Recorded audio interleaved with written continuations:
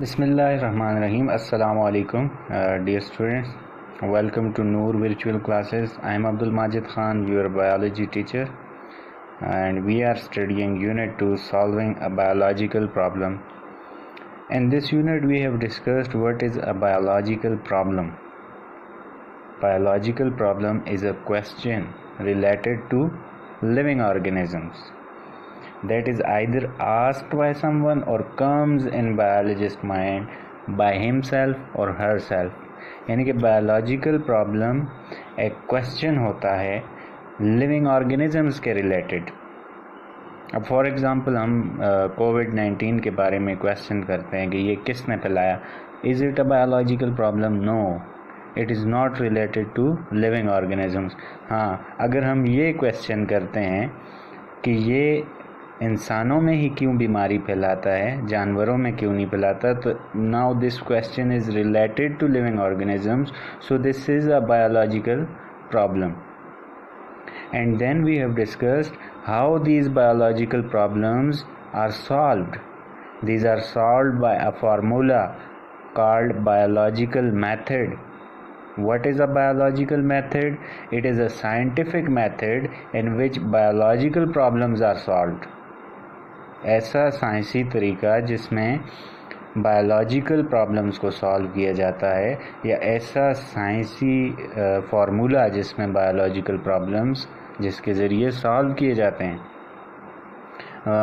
हम biological method के ज़रिए ये नहीं सॉल्व करेंगे कि कोविड-19 अमेरिका ने फैलाया या चाइना ने फैलाया, बल्कि हम ये सॉल्व करेंगे कि इसके लिए कौन सी अच्छी वैक्सीन है. ठीक है, तो इस मेथड के कुछ स्टेप्स हैं जो कि हमने डिस्कस किए थे. इनमें सबसे पहला स्टेप आपकी बुक में रिकॉग्निशन ऑफ बायोलॉजिकल प्रॉब्लम, यानी कि जो बायोलॉजिकल प्रॉब्लम है इसकी रिकॉग्निशन, इसको पहचानना, ये पहला स्टेप है. और ये स्टार्ट होता है formulation of a question relating to the problem. यानी कि आप जब क्वेश्चन करते हो बायोलॉजिकल प्रॉब्लम से रिलेटेड, तो आपका प्रॉब्लम रिकॉग्नाइज्ड हो जाता है, आप पहचान लेते हो प्रॉब्लम को. तो ये पहला स्टेप होता है. हालांकि पहला स्टेप ऑब्जर्वेशन है, लेकिन आपकी बुक में रिकॉग्निशन ऑफ बायोलॉजिकल प्रॉब्लम. अब ऑब्जर्वेशन से स्टार्ट होता है बायोलॉजिकल मेथड, ये फार्मूला जिसके ज़रिए हम प्रॉब्लम्स, बायोलॉजिकल प्रॉब्लम्स सॉल्व करते हैं. तो ऑब्जर्वेशन क्या होती है? ऑब्जर्वेशन हम कहते हैं मुशाहिदा. मुशाहिदा क्या होता है? Study of something with naked eye और सम इंस्ट्रूमेंट. यहाँ पे इसकी डिफिनीशन मुकम्मल नहीं होती, आपने आगे चलना है कि observations are made with the help of 5 senses. 5 जो हिस्से हैं इनकी मदद से ऑब्जर्वेशंस, मुशाहिदा किया जाता है किसी भी चीज़ का. ठीक है, अब सेंसेस कौन कौन सी है आपको पता है. कौन सा सेंस ऑर्गन कौन से सेंस के लिए यूज़ होता है? आईज़ के ज़रिए हम विजन, हम देख सकते हैं. कान के ज़रिए, ईयर्स के ज़रिए हम सुन सकते हैं. नोज़ के ज़रिए हम स्मेल कर सकते हैं. टंग के ज़रिए हम टेस्ट कर सकते हैं. और स्किन के ज़रिए हम टच कर सकते हैं. तो अब अगर मैं पूछूं कि मुशाहिदा क्या होता है, अक्सर स्टूडेंट्स इसमें कंफ्यूज होते हैं कि देखने को, किसी चीज़ के देखने को मुशाहिदा होता है. फॉर एग्ज़ाम्पल हम चले जाते हैं किसी पार्क में, वहाँ से वापसी पे मैं पूछता हूँ कि पार्क में आपने क्या देखा, तो स्टूडेंट कोई भी कहेगा कि मैंने दरख्त देखे. तो मैं पूछूँगा कि दरख्त के पत्ते कैसे थे? सर वो तो ग्रीन थे. ग्रीन थे मतलब कैसे थे? तो एग्जैक्टली वो नहीं बता सकेगा. तो ये मुशाहिदा नहीं है, उसने जस्ट देखा. ठीक है, लेकिन अगर उसने 5 सेंसेस को यूज़ करके उसने डिटेल से किसी चीज़ को देखा, यानी कि ईच एंड एवरी एस्पेक्ट देखा उसका, तो ये उसका ऑब्जर्वेशन होगा. अदरवाइज सिंपल देखना मुशाहिदा नहीं होता. फिर नेक्स्ट हमने बात की थी कि ऑब्जर्वेशंस की 2 टाइप्स हैं, quantitative observations and qualitative observations. अब जो क्वांटिटेटिव ऑब्जर्वेशंस होती हैं यानी कि क्वांटिटी मिकदार, मिकदारी, ठीक है, क्वालिटी मयार, ठीक है, मयारी। तो ये हमने बात की थी, आपकी बुक में एक टेबल है, ये आप देखें बॉक्स बना हुआ है। क्वांटिटेटिव डील्स विद नंबर्स, यानी कि नंबर्स की फॉर्म में हम इसको रिकॉर्ड कर सकते हैं। अब ये हमेशा क्वेश्चन पूछा जाता है, ये बहुत इंपॉर्टेंट चैप्टर है, इसमें शॉर्ट क्वेश्चन हमेशा आता है कि डिफ्रेंशिएट बिटवीन क्वालिटेटिव ऑब्जर्वेशन या एंड क्वांटिटेटिव ऑब्जर्वेशन, या फिर इनकी एग्जांपल्स के give any two example of qualitative observation and qualitative observation. तो ये अक्सर पूछा जाता है। तो इसमें आप देखें जो क्वांटिटेटिव मिकदारी होता है इनको हम रिकॉर्ड कर सकते हैं। Deal with numbers, it can be recorded in the form of numbers, in the term of numbers, while qualitative cannot be recorded in the form of numbers, they are descriptive। ठीक हो गया। फिर next है कि they can be measured, वही बात होगी कि ये रिकॉर्ड किए जा सकते हैं और क्वालिटेटिव को रिकॉर्ड नहीं किया जा सकता। तो ये देखें फिज़िकल क्वांटिटीज़, फिज़िक्स में आप देखते हैं जो मेजरेबल हों, ठीक है, तो ये इसकी एग्ज़ाम्पल दी गई हैं। लेकिन कलर, टेक्सचर, स्मेल, टेस्ट वगैरह इनको रिकॉर्ड या मेजर नहीं किया जा सकता।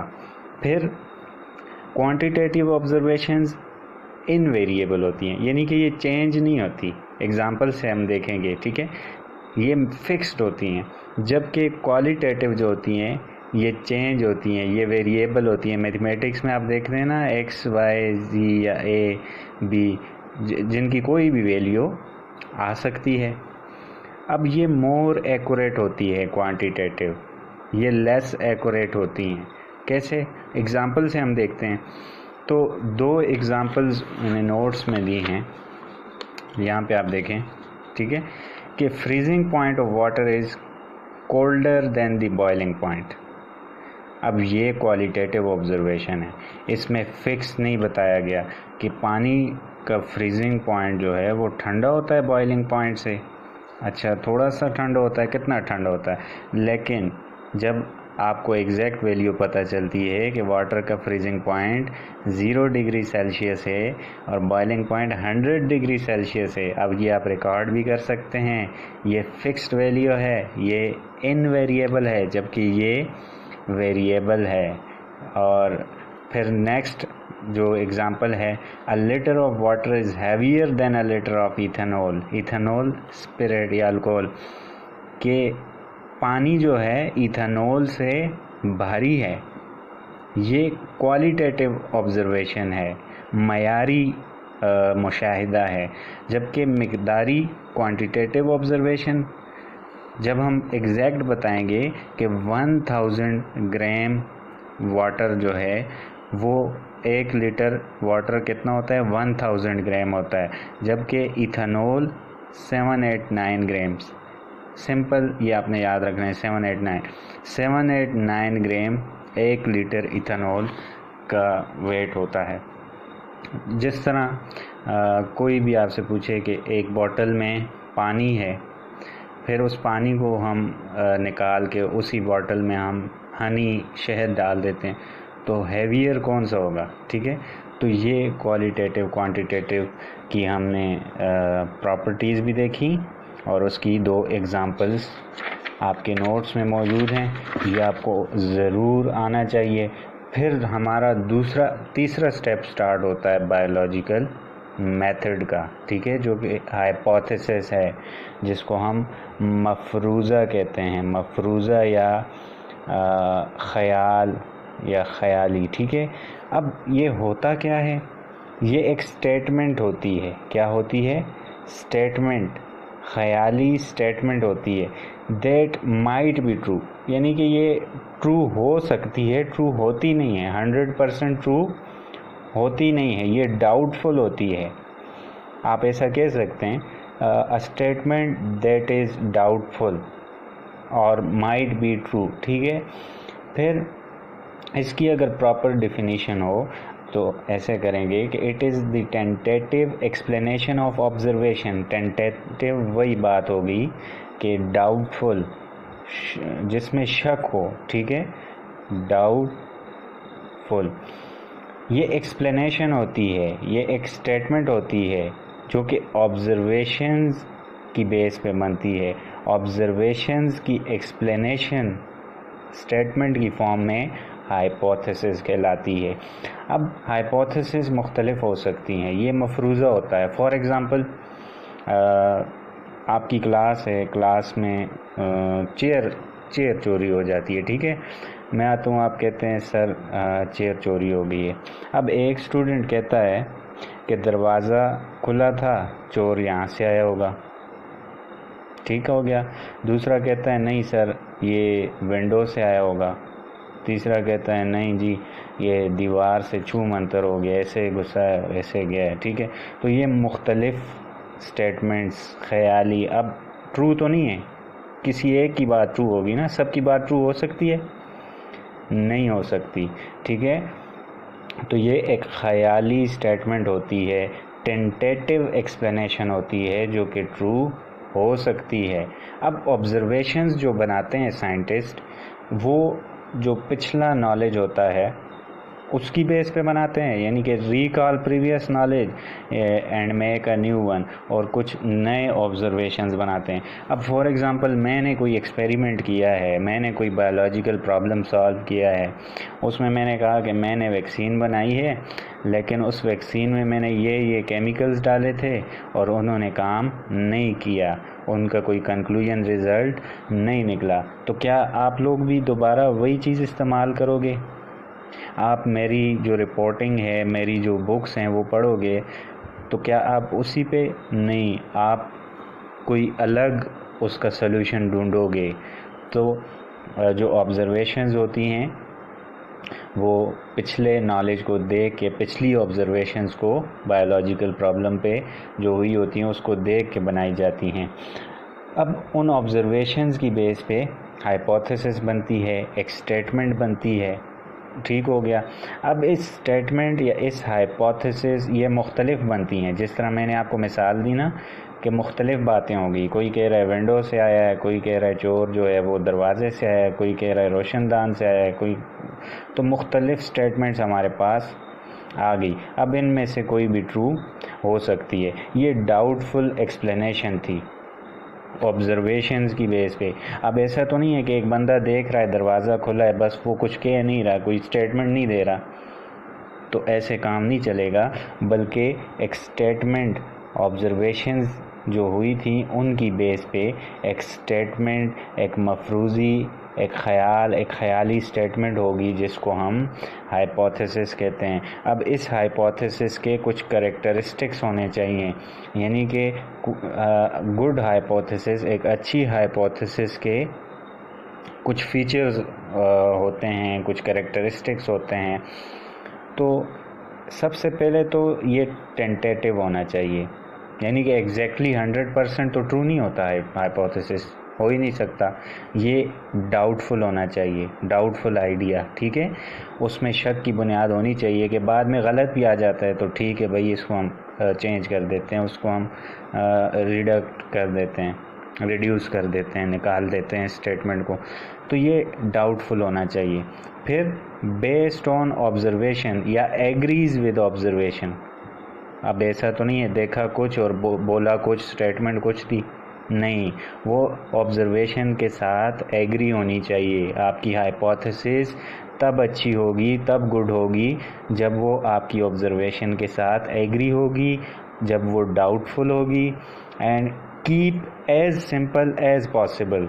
जब वो सिंपल होगी, मुझ जैसे आम आदमी को भी वो समझ आनी चाहिए, तो सिंपल रखनी है स्टेटमेंट या हाइपोथेसिस। फिर शुड बी टेस्टेबल, उस पे एक्सपेरिमेंट हो सके।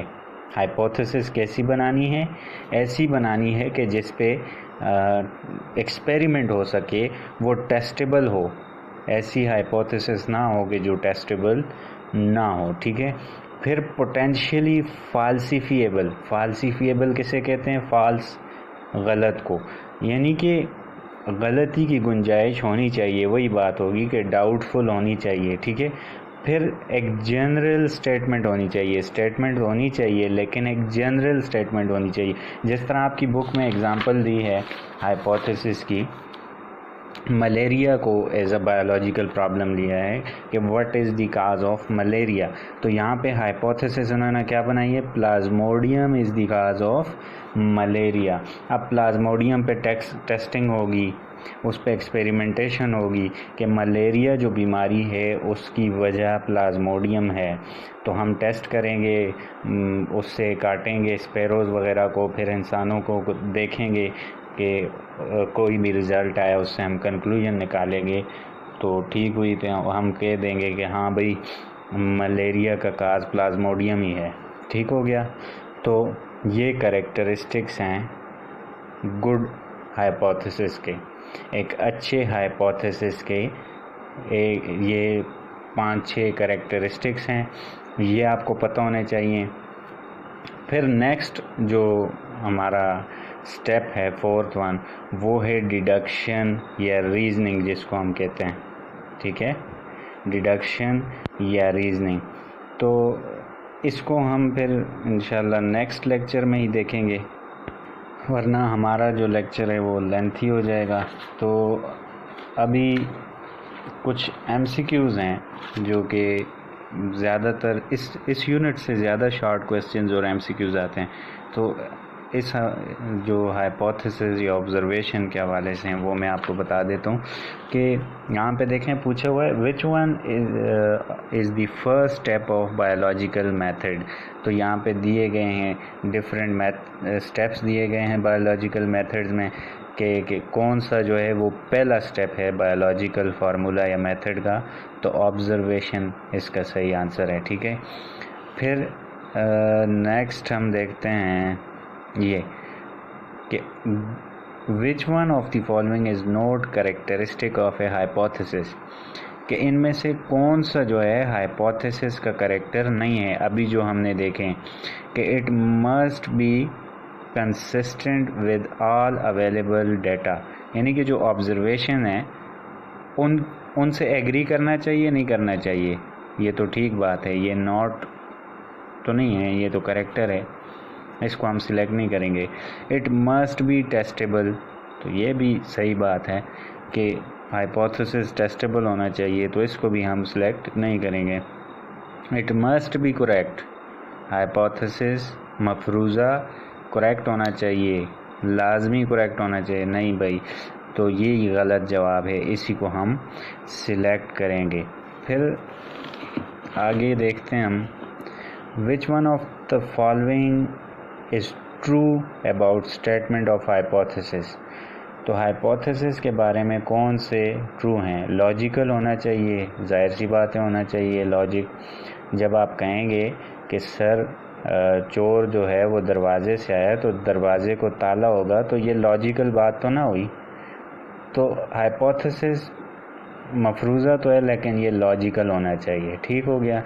फिर पॉसिबल आंसर, जो ऑब्जर्वेशन है, जो क्वेश्चनिंग है, जो स्टेटमेंट है, उसका पॉसिबल आंसर होना चाहिए नहीं होना चाहिए, ये बात भी ठीक है, पॉसिबल आंसर होना चाहिए। अब आप कहते हो कि हो सकता है दरवाजे से आया हो सकता है खिड़की से, अब पॉसिबल आंसर है ना, हो सकता है, it is a possible answer.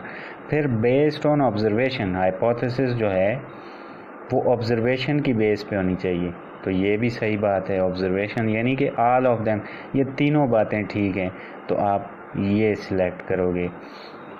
तो आपका जो क्वेश्चन है होमवर्क, तो ये आपका आज का होमवर्क है कि डिफ़ाइन हाइपोथेसिस, हाइपोथेसिस को आपने डिफ़ाइन करना है, and right features of a good hypothesis, एक अच्छे मफरूज़े, एक अच्छे हाइपोथेसिस के क्या फीचर्स होने चाहिए, क्या कैरेक्टरिस्टिक होने चाहिए।